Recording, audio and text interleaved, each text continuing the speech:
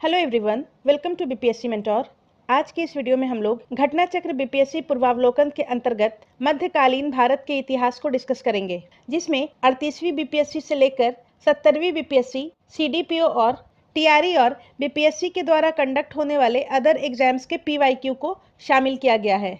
ये वीडियो आपके आने वाले 71वीं बीपीएससी के लिए इम्पॉर्टेंट है, क्योंकि इस वीडियो के माध्यम से आप लोग पीवाईक्यू को आसानी से रिवाइज कर सकेंगे। तो आइए वीडियो की शुरुआत करते हैं पहले चैप्टर से। भारत पर मुस्लिम आक्रमण। पहला क्वेश्चन है, बिहार का प्रथम मुस्लिम विजेता कौन था? बिहार का पहला मुस्लिम विजेता बख्तियार खिलजी था। ऑप्शन सी इसका सही आंसर हो जाएगा। और ये मोहम्मद गौरी का दास था और इसने 1193 ईस्वी में बिहार पर आक्रमण किया था।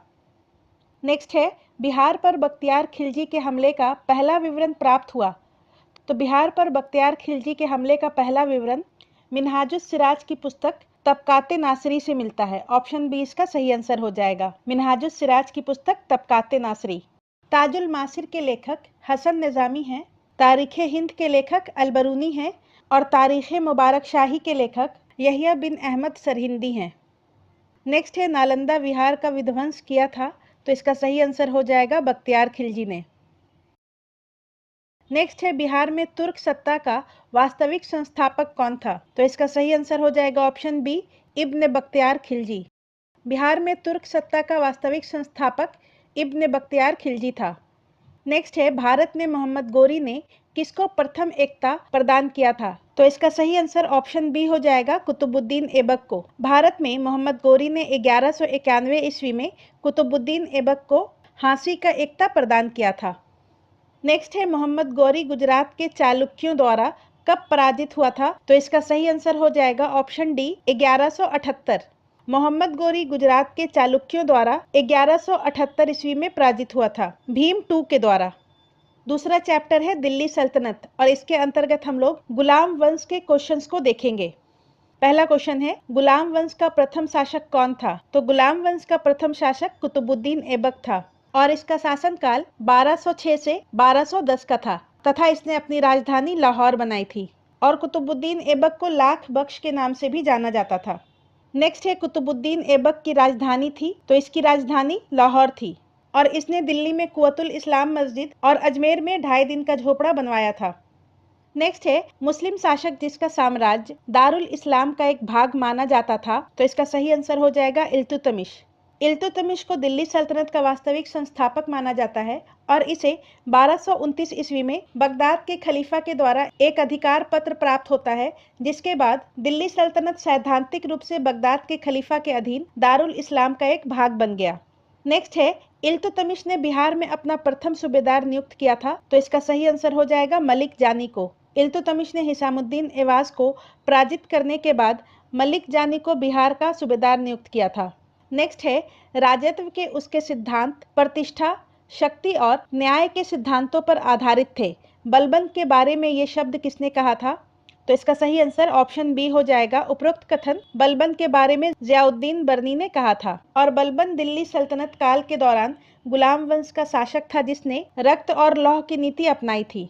नेक्स्ट है, वह प्रथम मुस्लिम शासक कौन था जिसने शासन के सिद्धांत को राजाओं के ईश्वरीय अधिकार सिद्धांत के समान प्रतिपादित किया था? तो इसका सही आंसर ऑप्शन सी हो जाएगा, बलबन। और इसके अनुसार सुल्तान पृथ्वी पर ईश्वर का प्रतिनिधि है, यानी कि नियाबते खुदाई है और उसका स्थान पैगंबर के बाद आता है। नेक्स्ट है, जिलिल्लाह शब्द का प्रयोग सबसे पहले किसके द्वारा किया गया था? तो इसका सही आंसर हो जाएगा ऑप्शन सी, बलबन। और इसका मतलब होता है ईश्वर का प्रतिबिंब। बलबन ने जिल्ले इलाही की उपाधि धारण की थी, जिसका अर्थ होता है ईश्वर का प्रतिबिंब। नेक्स्ट है, किस दिल्ली सुल्तान ने रक्त एवं लौह की नीति अपनाई थी? तो इसका सही आंसर हो जाएगा ऑप्शन बी, बलबन। बलबन ने मेवातियों के खिलाफ रक्त और लौह की नीति अपनाई थी और इसने अपने दरबार में ईरानी आदर्शों को स्थापित किया तथा सिजदा एवं पाबोस की प्रथा शुरू की थी और ईरानी त्योहार नौरोज मनाना भी प्रारंभ किया था। नेक्स्ट है, तुगरिल खान ने किसके शासनकाल के दौरान विद्रोह किया था? तो इसका सही आंसर हो जाएगा ऑप्शन ए, बलबन। तुगरिल खान ने 1279 ईस्वी में बंगाल में विद्रोह किया था, जिसका दमन करने के लिए बलबन ने खुद अभियान किया था। नेक्स्ट है, इनमें से किसने भारत में फारसी त्योहार नौरोज की शुरुआत की? तो इसका सही आंसर हो जाएगा ऑप्शन डी, बलबन। बलबन ने भारत में फारसी त्योहार नौरोज की शुरुआत की थी। इसके अलावा इसने दीवाने आरिज नामक सैन्य विभाग का भी गठन किया था। अब नेक्स्ट है खिलजी वंश और इसका पहला क्वेश्चन है खिलजी वंश का प्रथम शासक कौन था? तो इसका सही आंसर ऑप्शन ए हो जाएगा जलालुद्दीन खिलजी। जलालुद्दीन खिलजी ने 1290 ईस्वी में गुलाम वंश के अंतिम शासक शमसुद्दीन क्यूमर्स की हत्या करके खिलजी वंश की नींव रखी थी। नेक्स्ट है अलाउद्दीन दिल्ली का प्रथम तुर्की सुल्तान था जिसे धर्म को राज्य के अधीन लाने का और ऐसे घटकों से परिचय कराने का श्रेय जाता है जो सैद्धांतिक रूप से राज्य को धर्मनिरपेक्ष बनाते हैं। ये शब्द किसने लिखे हैं? तो इसका सही आंसर ऑप्शन सी हो जाएगा A.L. श्रीवास्तव। अलाउद्दीन खिलजी के बारे में उपरोक्त कथन A.L. श्रीवास्तव के हैं। नेक्स्ट है जब उसने राजत्व प्राप्त किया तो वह शरीयत के नियमों और आदेशों से पूर्णतः स्वतंत्र था। बर्नी ने यह कथन किस सुल्तान के लिए कहा? तो बर्नी ने उपरोक्त कथन अलाउद्दीन खिलजी के बारे में कहा था। अलाउद्दीन खिलजी 1296 ईस्वी में दिल्ली की गद्दी पर बैठा था तथा सिकंदर सानी की उपाधि धारण की थी। नेक्स्ट है अलाउद्दीन खिलजी के प्रसिद्ध सेनापतियों में किसकी मंगोलों के विरुद्ध लड़ते हुए मृत्यु हुई? तो इसका सही आंसर ऑप्शन ए हो जाएगा जफर खान। और अलाउद्दीन खिलजी के शासन काल में मंगोलों ने कुल 7 बार आक्रमण किया था। नेक्स्ट है रानी पद्मिनी का नाम अलाउद्दीन के चित्तौड़ विजय से जोड़ा जाता है। उनके पति का नाम है, तो इसका सही आंसर हो जाएगा ऑप्शन डी राणा रतन सिंह। और अलाउद्दीन खिलजी ने 1303 ईस्वी में चित्तौड़ पर आक्रमण किया था जिसका वर्णन 1540 में रचित मलिक मोहम्मद जायसी की पुस्तक पद्मावत में मिलता है। नेक्स्ट है अलाउद्दीन खिलजी के आक्रमण के समय चित्तौड़ का शासक कौन था? तो इसका सही आंसर ऑप्शन बी हो जाएगा राणा रतन सिंह। नेक्स्ट है अलाउद्दीन खिलजी के आक्रमण के समय देवगिरी का शासक कौन था? तो इसका सही आंसर ऑप्शन ए हो जाएगा रामचंद्र देव। अलाउद्दीन खिलजी ने देवगिरी पर 2 बार आक्रमण किया था। सबसे पहले 1296 ईस्वी में और उसके बाद दूसरी बार 1307 ईस्वी में मलिक काफूर के नेतृत्व में देवगिरी पर आक्रमण किया था और उस समय वहां का शासक रामचंद्र देव था और अलाउद्दीन खिलजी ने रामचंद्र देव को राय रायन की उपाधि दी थी। नेक्स्ट है किस सुल्तान के काल में खालिसा भूमि अधिक पैमाने में विकसित हुई? तो इसका सही आंसर हो जाएगा अलाउद्दीन खिलजी। अलाउद्दीन खिलजी का मानना था कि अधिक धन के संग्रहण के कारण लोगों में विद्रोह की भावना पनप जिसके कारण उसने मिल्क और वक्फ में दिए गए जमीनों को वापस ले लिया, जिसका परिणाम ये हुआ कि खालिसा भूमि अधिक पैमाने में विकसित हुई। नेक्स्ट है किस सुल्तान ने जमीन में फसल की नपाई का आधा राजस्व के रूप में दावा किया? तो इसका सही आंसर ऑप्शन सी हो जाएगा अलाउद्दीन खिलजी। अलाउद्दीन खिलजी ने जमीन में फसल की नपाई का आधा राजस्व के रूप में दावा किया था। नेक्स्ट है अलाउद्दीन खिलजी द्वारा द्वार समुद्र की विजय के लिए किसे नियुक्त किया गया था? तो इसका सही आंसर हो जाएगा ऑप्शन डी मलिक काफूर को। अलाउद्दीन खिलजी के द्वारा द्वार समुद्र के विजय के लिए मलिक काफूर को नियुक्त किया गया था और द्वार समुद्र होयसल साम्राज्य की राजधानी थी। नेक्स्ट है निम्नलिखित में से किस सुल्तान से निजामुद्दीन औलिया ने भेंट करने से इनकार कर दिया था? निजामुद्दीन औलिया ने अलाउद्दीन खिलजी से भेंट करने से इनकार कर दिया था, तो इसका सही आंसर ऑप्शन बी हो जाएगा अलाउद्दीन खिलजी। और निजामुद्दीन औलिया को महबूबे इलाही के नाम से भी जाना जाता है और इन्होंने 7 सुल्तानों का शासनकाल देखा था और जब अलाउद्दीन खिलजी ने उनसे मिलने की आज्ञा मांगी तो निजामुद्दीन औलिया ने कहा, मेरे मकान के 2 दरवाजे हैं, यदि सुल्तान एक के द्वारा आएगा तो मैं दूसरे के द्वारा बाहर चला जाऊंगा। नेक्स्ट है सल्तनत काल में सार्वजनिक वितरण प्रणाली किसने प्रारंभ की थी? तो इसका सही आंसर हो जाएगा अलाउद्दीन खिलजी। सल्तनत काल में सार्वजनिक वितरण प्रणाली की शुरुआत अलाउद्दीन खिलजी के द्वारा की गई थी। नेक्स्ट है मलिक काफूर को 1000 दिनारी के नाम से भी जाना जाता है, इसे किसने खरीदा था? मलिक काफूर, जिसे 1000 दिनारी के नाम से भी जाना जाता है, गुजरात विजय के बाद नुसरत खान के द्वारा खरीदा गया था। ऑप्शन सी इसका सही आंसर हो जाएगा नुसरत खान। और बाद में मलिक काफूर को नुसरत खान ने अलाउद्दीन खिलजी को दे दिया था। नेक्स्ट चैप्टर है तुगलक वंश और इसका पहला क्वेश्चन है निम्नलिखित में से किस सुल्तान ने बेरोजगारों को रोजगार दिलवाया? तो इसका सही आंसर हो जाएगा फिरोज तुगलक। फिरोज शाह तुगलक ने एक दफ्तर खोलकर बेरोजगारों को उनके गुण और योग्यता के आधार पर रोजगार दिलवाया था और फिरोज शाह तुगलक का कार्यकाल 1351 से 1388 का था। नेक्स्ट है निम्नलिखित में से किस सुल्तान के दरबार में सबसे अधिक गुलाम थे? तो इसका सही आंसर हो जाएगा ऑप्शन डी फिरोज शाह तुगलक। तुगलक वंश के शासक फिरोज शाह तुगलक के दरबार में सबसे अधिक गुलाम थे, लगभग 1 लाख 80,000 और इन गुलामों की देखभाल के लिए इसने एक पृथक विभाग दीवाने बंदगान का गठन किया था। नेक्स्ट है फिरोज तुगलक द्वारा स्थापित दारुल शफा क्या था? तो दारुल शफा एक खैराती अस्पताल था। नेक्स्ट है निम्नलिखित में से किस सुल्तान ने फूलों की गुणवत्ता सुधारने के लिए उपाय किए? तो इसका सही आंसर ऑप्शन बी हो जाएगा, फिरोज शाह तुगलक। फिरोज शाह तुगलक को बागवानी का शौक था, जिसके कारण उसने लगभग 1200 नए बाग लगवाए थे और उसने बागों में फलों की गुणवत्ता सुधारने के भी उपाय किए थे। नेक्स्ट है कश्मीर घाटी के अंतिम मुसलमान शासक यूसुफ शाह चक, जिन्हें मुगल सम्राट अकबर द्वारा बिहार में निर्वासित किया गया था, दफन है। तो इसका सही आंसर हो जाएगा ऑप्शन डी, नालंदा में। कश्मीर घाटी के अंतिम मुस्लिम शासक यूसुफ शाह चक की मृत्यु 1592 ईस्वी में हुई थी और इन्हें नालंदा में दफनाया गया था। नेक्स्ट है दिल्ली के किस सुल्तान ने सबसे ज्यादा नहरों का निर्माण किया था? तो इसका सही आंसर ऑप्शन ए हो जाएगा, फिरोज शाह तुगलक। तो दिल्ली सल्तनत के सुल्तान फिरोज शाह तुगलक ने सबसे ज्यादा नहरों का निर्माण करवाया था तथा इसने हके शर्ब नामक सिंचाई कर भी लगाया था, जिसकी दर लगभग 10% थी। नेक्स्ट है तैमूर के आक्रमण के बाद भारत में किस वंश का राज स्थापित हुआ? तो इसका सही आंसर ऑप्शन बी हो जाएगा, सैयद वंश। तैमूर ने भारत पर 1398 ईस्वी में आक्रमण किया था और 1414 ईस्वी में तैमूर के आक्रमण के बाद खिज्र खान ने दिल्ली में सैयद वंश की नींव रखी थी।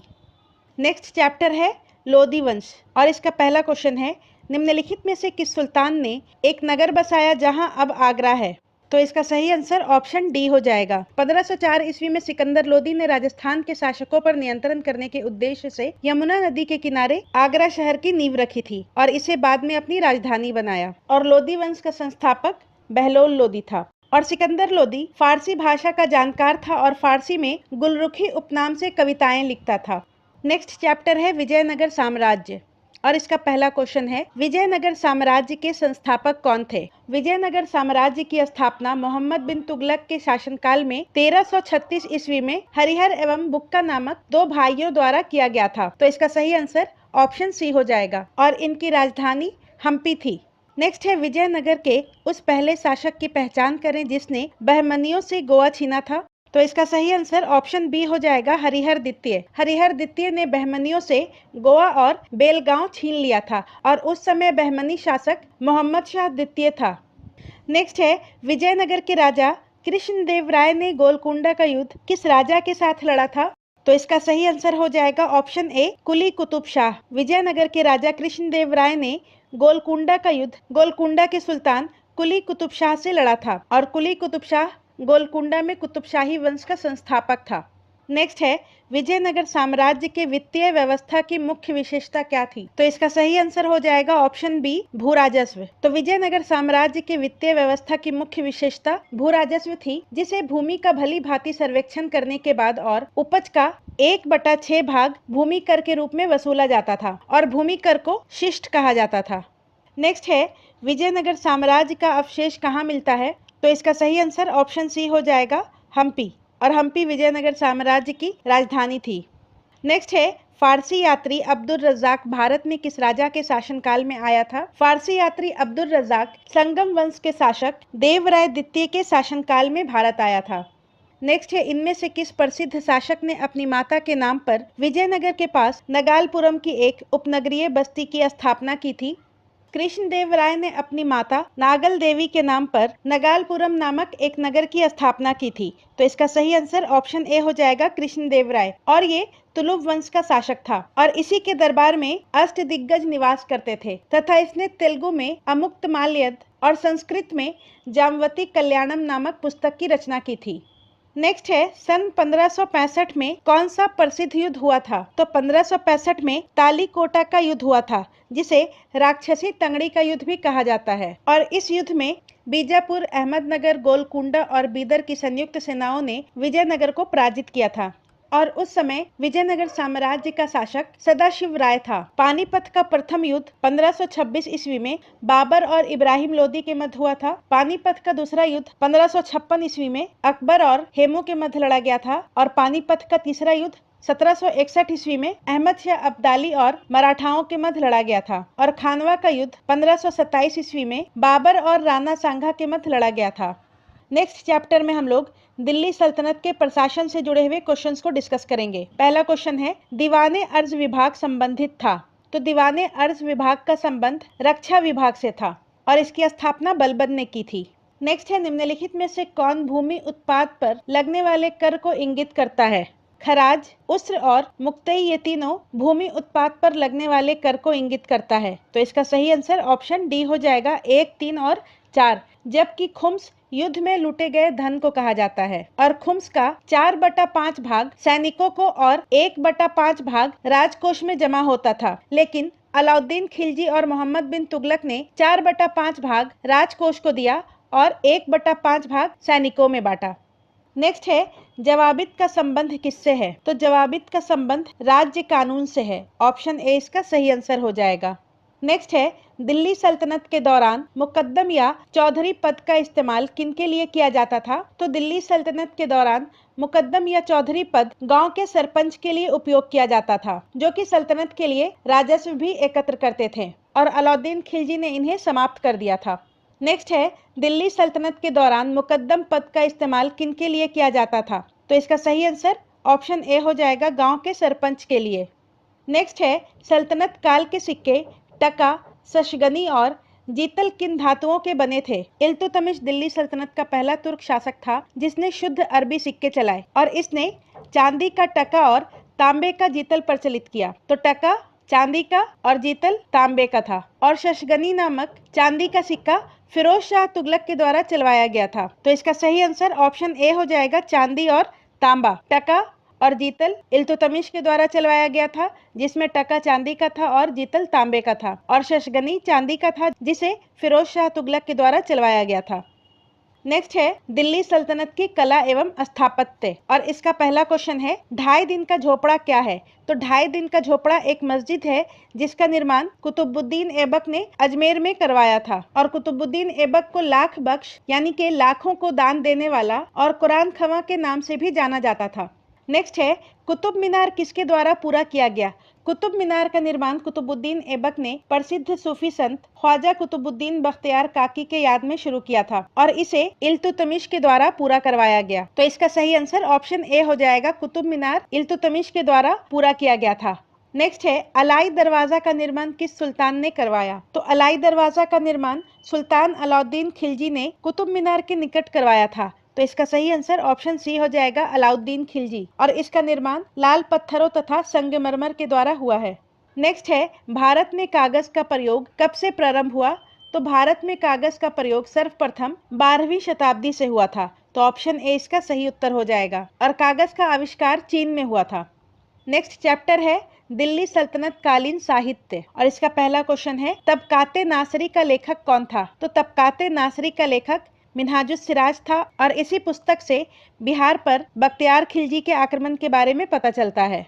नेक्स्ट है, मोरक्को के यात्री इब्न बतूता का वृत्तांत किस रूप में जाना जाता है? तो इब्न बतूता मोहम्मद बिन तुगलक के शासनकाल में दिल्ली आया था और इसने अरबी भाषा में अपने यात्रा वृत्तांत को लिखा था जिसका नाम रिहला है। ऑप्शन ए इसका सही आंसर हो जाएगा, रिहला। नेक्स्ट है, 12 मासा की रचना किसने की थी? तो 12 मासा की रचना मलिक मोहम्मद जायसी ने की थी। ऑप्शन सी इसका सही उत्तर हो जाएगा। इसके अलावा मलिक मोहम्मद जायसी ने पद्मावत, अखरावट और आखिरी कलाम नामक रचनाएं लिखी हैं। नेक्स्ट है, ज्ञान दीपक नामक पुस्तक की रचना किस महान संत ने की थी? ज्ञान दीपक नामक पुस्तक की रचना दरिया साहब ने की थी। ऑप्शन बी इसका सही आंसर हो जाएगा और ये बिहार के रहने वाले थे। नेक्स्ट है, चचनामा का फारसी में अनुवाद किसके द्वारा किया गया था? तो इसका सही आंसर ऑप्शन सी हो जाएगा, मोहम्मद अली बिन अबू बकर कूफी। चचनामा अरबी भाषा में लिखी गई एक पुस्तक है जिसका फारसी में अनुवाद मोहम्मद अली बिन अबू बकर कूफी ने किया था और इसका फारसी से अंग्रेजी में अनुवाद 1900 ईस्वी में मिर्जा कालिश बेग के द्वारा किया गया था और चचनामा पुस्तक के लेखक के विषय में अभी तक कोई स्पष्ट जानकारी नहीं है। नेक्स्ट है, बिहार पर बख्तियार खिलजी के हमले का पहला विवरण प्राप्त हुआ। तो इसका सही आंसर ऑप्शन बी हो जाएगा, तबकाते नासरी से, और इसके लेखक मिनहाजुस सिराज हैं। तारीखे हिंद के लेखक अलबरूनी हैं। तारीखे मुबारक शाही के लेखक अब्दुल्ला सरहिंदी हैं। किताबुल हिंद के लेखक अलबरूनी हैं और ताजुल मासिर के लेखक हसन निजामी हैं। नेक्स्ट है, तारीखे फिरोज शाही किसके द्वारा लिखी गई थी? तो तारीखे फिरोज शाही शम्स सिराज अफीफ के द्वारा लिखी गई थी। ऑप्शन ए इसका सही आंसर हो जाएगा। अब हम लोग दिल्ली सल्तनत के अंतर्गत विविध प्रश्नों को देखेंगे। पहला क्वेश्चन है, इनमें से किसने खलीफा की शक्ति का विरोध किया था? तो इसका सही आंसर ऑप्शन ई हो जाएगा, उपयुक्त में से कोई नहीं। इल्तुतमिश को खलीफा से मान्यता प्राप्त हुई थी। अलाउद्दीन खिलजी, बलबन, मोहम्मद बिन तुगलक, ये तीनों स्वतंत्र शासक थे, मगर इन्होंने कभी भी खलीफा की शक्ति का विरोध नहीं किया था। खिलजी वंश का शासक मुबारक खिलजी, इसने खलीफा की उपाधि ली और खलीफा के सत्ता का विरोध किया था। तो खलीफा की शक्ति का विरोध मुबारक खिलजी के द्वारा किया गया था। नेक्स्ट चैप्टर है उत्तर भारत एवं दक्कन के प्रांतीय राजवंश। पहला क्वेश्चन है, बहमनी राज्य का संस्थापक कौन था? बहमनी साम्राज्य की स्थापना मोहम्मद बिन तुगलक के शासनकाल में 1347 ईस्वी में जफर खां, जिसका दूसरा नाम हसन गंगू भी था, उसने अलाउद्दीन हसन बहमन शाह की उपाधि लेकर की थी। तो इसका सही आंसर हो जाएगा अलाउद्दीन हसन, ऑप्शन ए। बहमनी राज्य का संस्थापक जफर खां, जिसका नाम हसन गंगू भी था, इसने अलाउद्दीन हसन बहमन शाह की उपाधि लेकर की थी। नेक्स्ट चैप्टर है भक्ति एवं सूफी आंदोलन और इसका पहला क्वेश्चन है, शेख बहाउद्दीन जकारिया किस संप्रदाय के थे? शेख बहाउद्दीन जकारिया सुहरावर्दी संप्रदाय के थे, ऑप्शन ए इसका सही आंसर हो जाएगा। नेक्स्ट है, सभी भक्ति संतों के मध्य एक समान विशेषता थी कि उन्होंने अपनी वाणी को उसी भाषा में लिखा जिसे उनके भक्त समझते थे। नेक्स्ट है, नाथ पंथियों, सिद्धों और योगियों ने भक्ति धर्म को किस क्षेत्र में लोकप्रिय बनाया? तो इसका सही आंसर ऑप्शन बी हो जाएगा, उत्तर भारत। नेक्स्ट है, निम्नलिखित में से किस सूफी सिलसिले की स्थापना बिहार में हुई थी? तो बिहार में फिरदौसिया सूफी सिलसिले की स्थापना हुई थी। नेक्स्ट चैप्टर है मुगल वंश और इसके अंतर्गत हम लोग सबसे पहले बाबर से जुड़े प्रश्नों को देखेंगे। पहला है, भारत में मुगल वंश का संस्थापक कौन था? तो इसका सही आंसर ऑप्शन डी हो जाएगा, बाबर। बाबर ने पानीपत के प्रथम युद्ध में इब्राहिम लोदी को पराजित कर भारत में मुगल वंश की स्थापना की। नेक्स्ट है, पानीपत के युद्ध में बाबर की जीत का मुख्य कारण क्या था? पानीपत की पहली लड़ाई 1526 ईस्वी में बाबर और इब्राहिम लोदी के मध्य लड़ी गई थी और इसमें बाबर ने अपनी सैन्य कुशलता के बल पर विजय प्राप्त किया था। तो इसका सही आंसर ऑप्शन बी हो जाएगा। पानीपत के पहले युद्ध में ही बाबर ने तुलगमा पद्धति का प्रयोग किया था। नेक्स्ट है, निम्नलिखित कथनों पर विचार कीजिए। भारत में बाबर के आगमन के कारण उपमहाद्वीप में बारूद का आगमन हुआ। तो ये स्टेटमेंट गलत है। 14वीं और 15वीं शताब्दी में भारत में सैन्य उद्देश्यों के लिए बारूद का उपयोग होने लगा था, जो कि बाबर के आगमन से बहुत पहले का काल है। नेक्स्ट है, क्षेत्र की वास्तुकला में मेहराब और गुंबद का परिचय हुआ। तो ये स्टेटमेंट भी गलत है। क्षेत्र की वास्तुकला में मेहराब और गुंबद का परिचय दिल्ली सल्तनत काल में हुआ था, ना कि मुगल काल में। नेक्स्ट है, प्रदेश में तैमूरिड राजवंश की स्थापना हुई। तो ये स्टेटमेंट सही है। और नेक्स्ट है, युद्ध में तोपों की शुरुआत हुई। तो ये स्टेटमेंट भी सही है। तो इसका सही आंसर ऑप्शन ए हो जाएगा, 3 और 4। नेक्स्ट चैप्टर में हम लोग हुमायूं और शेर शाह से जुड़े प्रश्नों को देखेंगे। पहला क्वेश्चन है, इनमें से किसने हुमायूं को यह प्रस्ताव दिया था कि यदि उसे बंगाल पर अधिकार करने दिया गया तो वह बिहार को समर्पित कर देगा और 10 लाख दिनार की वार्षिक श्रद्धांजलि अर्पित करेगा? तो इसका सही आंसर ऑप्शन बी हो जाएगा, शेर खान। बंगाल के अभियान के समय शेर खान ने हुमायूं को उपरोक्त प्रस्ताव दिया था। शेर खान के बचपन का नाम फरीद खान था और इसने 1540 ईस्वी में बिलग्राम के युद्ध में हुमायूं को पराजित किया और भारत में सूर्यवंश की स्थापना की थी, जो कि द्वितीय अफगान साम्राज्य था। नेक्स्ट है, इन शासकों में से किसने अपनी सैन्य टुकड़ियों को 200, 250, 500 की इकाइयों में विभाजित किया था? तो शेर शाह और उसके पुत्र इस्लाम शाह ने सैन्य टुकड़ियों को 200, 250 और 500 की इकाइयों में विभाजित किया था। तो इसका सही आंसर ऑप्शन ई हो जाएगा, उपयुक्त में से एक से अधिक। नेक्स्ट है, हुमायूं ने चुनार दुर्ग पर प्रथम बार आक्रमण कब किया? तो हुमायूं ने 1532 ईस्वी में चुनार दुर्ग पर प्रथम बार आक्रमण किया था और उस समय चुनार दुर्ग शेर खां या फिर शेर शाह सूरी के अधीन था। नेक्स्ट है, निम्नलिखित में से किसने अपने बादशाह पति के लिए मकबरे का निर्माण करवाया? तो इसका सही आंसर ऑप्शन बी हो जाएगा, हाजी बेगम ने। हाजी बेगम ने अपने पति हुमायूं के मकबरे का निर्माण दिल्ली में करवाया है। नेक्स्ट है, हुमायूं द्वारा लड़े गए 4 प्रमुख युद्धों का तिथि अनुसार सही क्रम अंकित करें। युद्ध स्थलों के नाम नीचे अंकित हैं।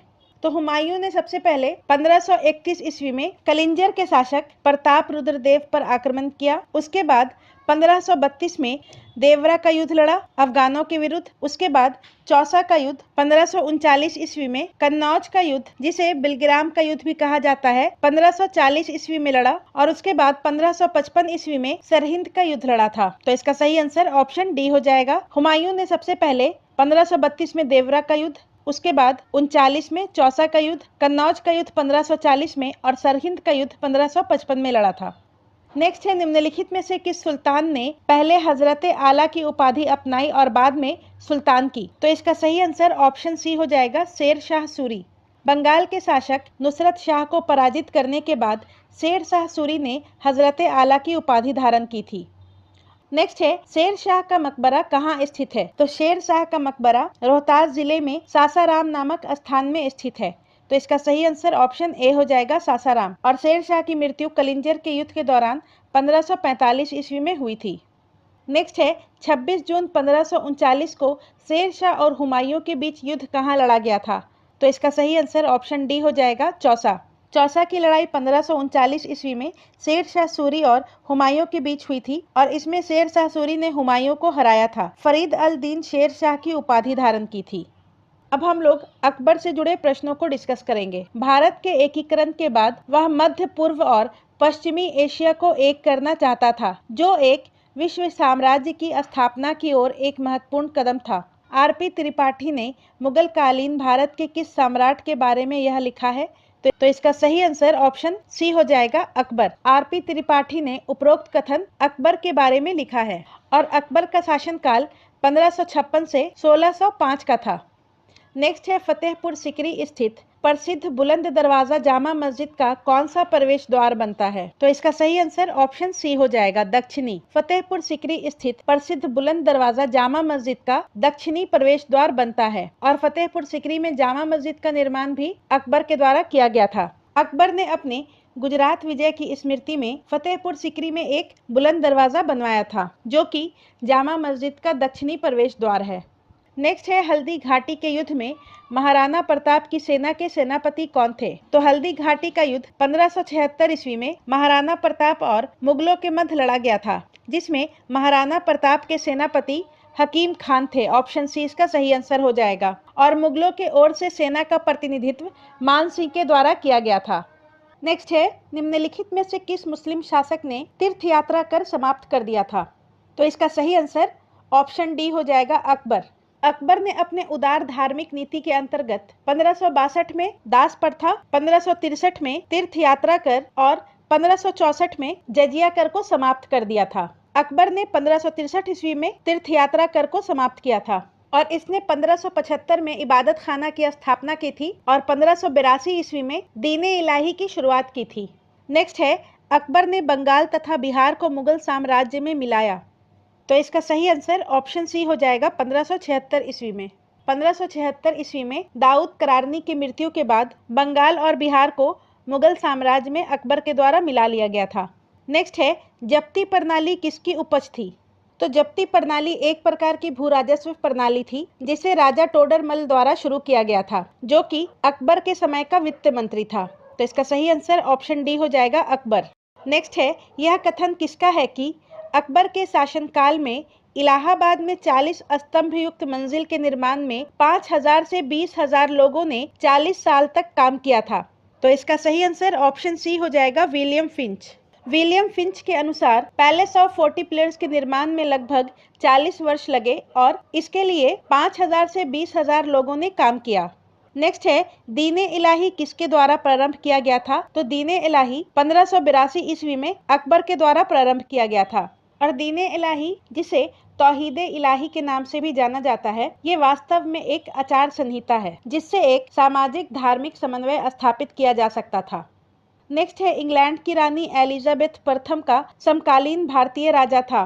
तो इसका सही आंसर ऑप्शन ए हो जाएगा, अकबर। इंग्लैंड की रानी एलिजाबेथ प्रथम का समकालीन भारतीय राजा अकबर था। अकबर का कार्यकाल 1556 से 1605 का था और एलिजाबेथ प्रथम का शासनकाल 1558 से लेकर 1603 तक का था। नेक्स्ट है, जहांगीर, और इसका पहला क्वेश्चन है, किस मुगल शासक के समय सर थॉमस रो भारत आया था? तो इसका सही आंसर ऑप्शन सी हो जाएगा, जहांगीर। और टॉमस रो 1615 ईस्वी में भारत आया था, जो कि इंग्लैंड के सम्राट जेम्स प्रथम का एक दूत था। और टॉमस रो ने मुगल साम्राज्य के सभी भागों में व्यापार करने एवं फैक्ट्री स्थापित करने का अधिकार पत्र प्राप्त किया था। नेक्स्ट है, निम्नलिखित अंग्रेजों में किसे जहांगीर ने खान की उपाधि से सम्मानित किया था? तो इसका सही आंसर हो जाएगा sir Thomas Roe. Sir Thomas Roe Jahangir के दरबार में लगभग 3 साल रहा था और जहांगीर ने उसे 400 का मनसब प्रदान किया था और इंग्लिश खान की उपाधि दी थी। इत्तेमादुद्दौला का मकबरा आगरा में किसने बनवाया था? तो इसका सही आंसर ऑप्शन सी हो जाएगा नूरजहां। इत्तेमादुद्दौला का मकबरा नूरजहां ने अपने पिता की मृत्यु के बाद बनवाया था और ये आगरा में स्थित है। और इत्तेमादुद्दौला के मकबरा में ही पहली बार पितराड्यूरा शैली का प्रयोग किया गया था। नेक्स्ट है, परचिनकारी या पिटराड्यूरा निम्न में से किससे संबंधित है? तो इसका सही आंसर ऑप्शन ए हो जाएगा दीवारों में अर्धकीमती पत्थर जड़कर फूलों की नक्काशी करना। और पितराड्यूरा का सर्वप्रथम उपयोग जहांगीर की पत्नी नूरजहां ने इत्तेमादुद्दौला के मकबरा में करवाया था और उसके बाद इसका व्यापक उपयोग ताजमहल में किया गया। नेक्स्ट चैप्टर है शाहजहां और इसका पहला क्वेश्चन है, दिल्ली के लाल किले का निर्माण करवाया था? तो दिल्ली के लाल किले का निर्माण शाहजहां ने करवाया था और इसका निर्माण कार्य 1639 ईस्वी में प्रारंभ किया गया था, जो कि लगभग 9 साल में पूर्ण हुआ। नेक्स्ट है, निम्नलिखित में किस इतिहासकार ने शाहजहां के शासनकाल को मुगल काल का स्वर्ण युग कहा था? तो इसका सही आंसर ऑप्शन सी हो जाएगा A.L. श्रीवास्तव। शाहजहां के शासनकाल को मुगल काल का स्वर्ण युग A.L. श्रीवास्तव ने कहा था। नेक्स्ट है, ईरान के शाह और मुगल शासकों के बीच झगड़े की जड़ क्या थी? ईरान के शाह और मुगल शासकों के बीच झगड़े की वजह कांधार था। ऑप्शन बी इसका सही आंसर हो जाएगा। नेक्स्ट है औरंगजेब और इसका पहला क्वेश्चन है, औरंगजेब द्वारा चलाए जिहाद का अर्थ है? तो इसका सही आंसर ऑप्शन बी हो जाएगा दारुल इस्लाम। नेक्स्ट है, सर्वप्रथम किस मुगल शासक ने ब्रिटिश के विरुद्ध संघर्ष किया था? तो सबसे पहले 1686 ईस्वी में ब्रिटिशों के विरुद्ध औरंगजेब ने संघर्ष किया था और बाद में औरंगजेब ने उन्हें 1.5 लाख रुपया मुआवजा देने के बदले में पुनः व्यापार का अधिकार प्रदान कर दिया। नेक्स्ट चैप्टर है मुगल कालीन प्रशासन। पहला है, मध्यकालीन में बटाई शब्द का अर्थ था? मध्यकाल में बटाई शब्द का अर्थ लगान निर्धारण का तरीका था। ऑप्शन बी इसका सही आंसर हो जाएगा। और बटाई में राज्य के वास्तविक उपज का बंटवारा राज्य और कृषक के बीच होता था। नेक्स्ट है, 2 अस्पा और सी अस्पा प्रथा किसने शुरू की थी? तो 2 अस्पा प्रथा और सी अस्पा प्रथा जहांगीर के द्वारा शुरू किया गया था और इसके अंतर्गत जात पद बढ़ाए बिना मनसबदारों को अधिक सेना रखना पड़ता था। नेक्स्ट है, मुगल प्रशासन में मुहतसिब था? तो इसका सही आंसर हो जाएगा लोक आचरण अधिकारी। मुगल प्रशासन में मुहतसिब लोक आचरण अधिकारी था। नेक्स्ट है, मुगल प्रशासन में मददे माश इंगित करता है? तो मददे माश का मतलब है विद्वानों को दी जाने वाली राजस्व मुक्त अनुदत्त भूमि। Option B. और मददे माश को सयूरगाल भी कहा जाता था। नेक्स्ट है, मुगल प्रशासन में मुख्य काजी था? तो इसका सही आंसर है ऑप्शन ए मुख्य न्यायाधीश। मुगल प्रशासन में मुख्य न्यायाधीश मुख्य काजी होता था, जिसे काजीउल कुजात कहा जाता था। नेक्स्ट है, मध्यकालीन भारत में मनसबदारी व्यवस्था क्यों लागू की गई थी?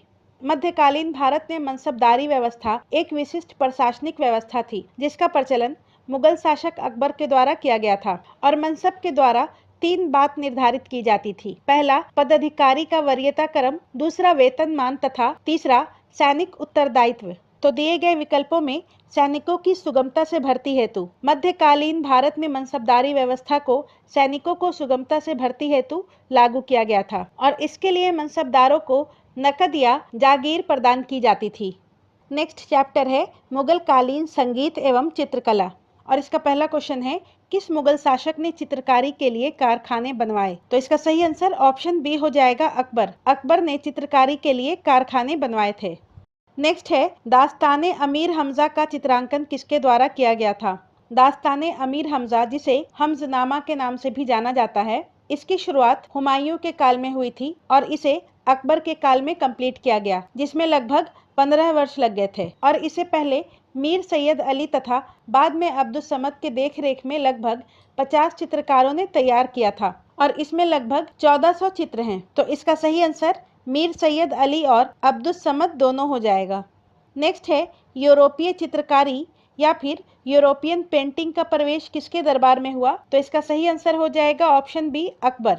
अकबर के दरबार में यूरोपीय चित्रकला का प्रवेश पुर्तगालियों के माध्यम से हुआ था, जिनसे मुगल चित्रकारों ने दो विशेषताएं प्राप्त की थी। पहला, व्यक्ति विशेष का चित्रण, और दूसरा, दृश्य में आगे दिखने वाली वस्तुओं को छोटा आकार का बनाना। और अकबर के दरबार में मिस्किन नामक एक यूरोपीय शैली का चित्रकार था।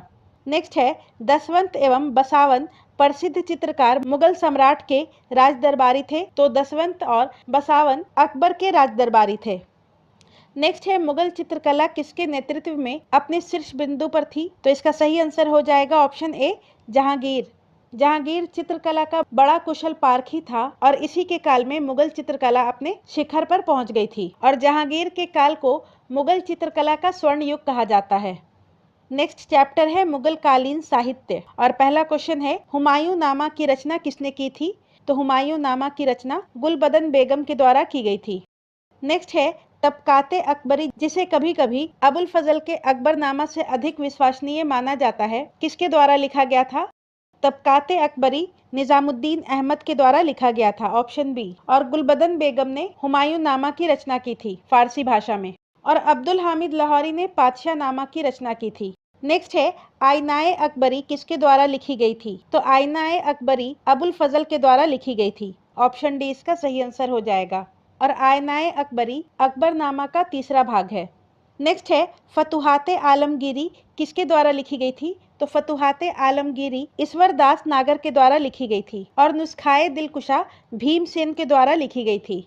नेक्स्ट है, तुजुके बाबरी किस भाषा में लिखा गया था?